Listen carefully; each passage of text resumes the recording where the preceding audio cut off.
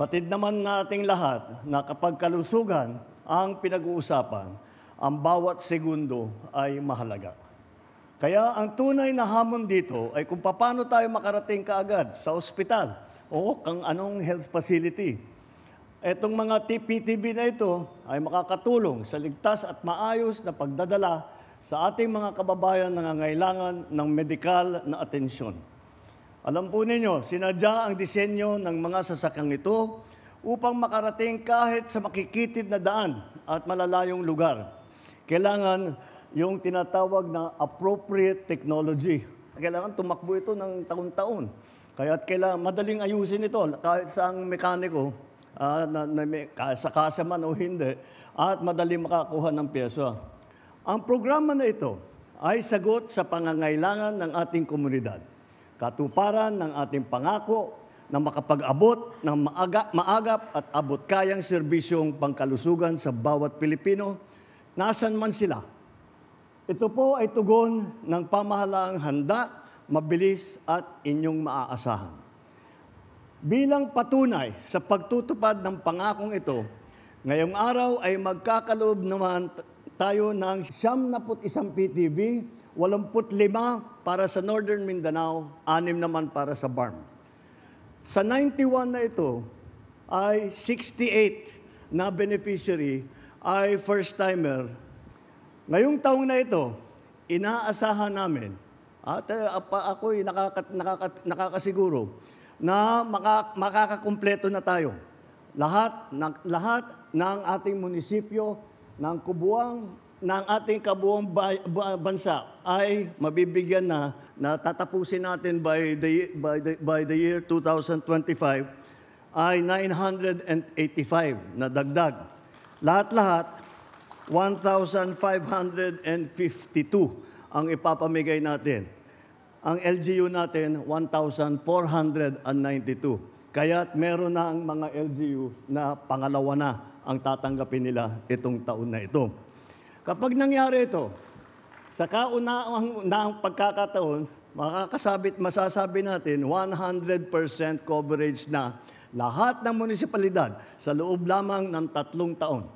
Ito ay para sa akin isang tagumpay na hindi pa nagagawa sa ating kasaysayan. Basta titiyakin natin lahat ng LGU, all of the 1,493 LGUs of the Philippines will receive at least one of these transport vehicles. Dahil kapag kailangan ng Pilipino, nandito naman ang ating pamahalaan. Ang aking hiling lang po sa ating mga lokal na pamahalaan, mapangalagaan ninyo ang mga PTV na ito.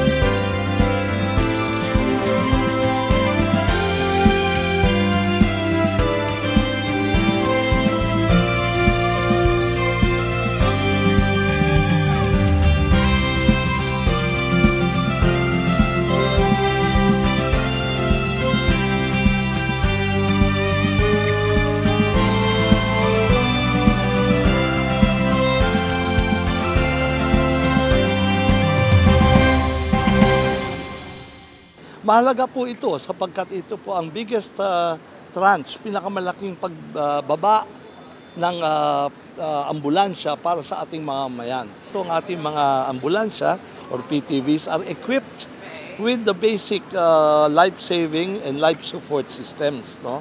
So yan ang magandang mangyayari dito at maganda rin malaman ng mga tao. Now of the 91, 68 had never received an ambulance.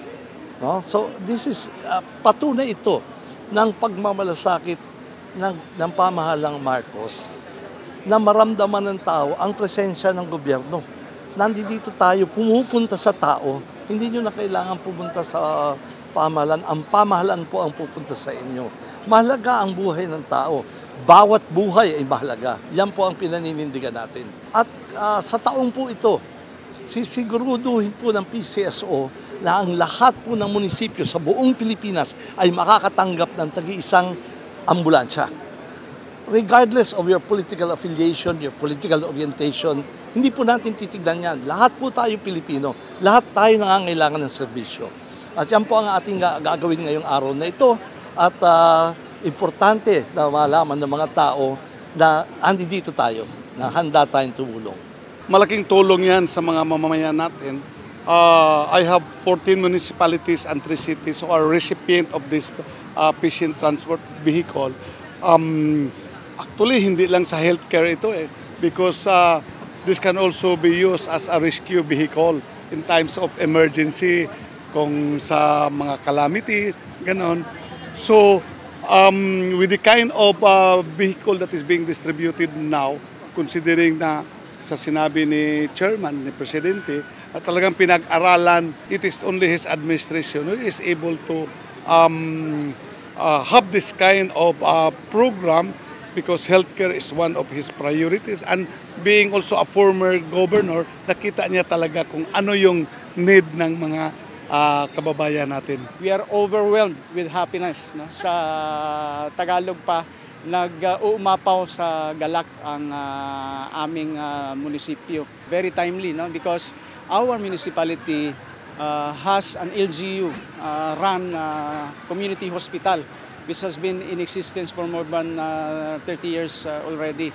So this PTV will complement the modern Hasaan Community Hospital building, of which our municipality is also a recipient grant from the funds of the Department of Health.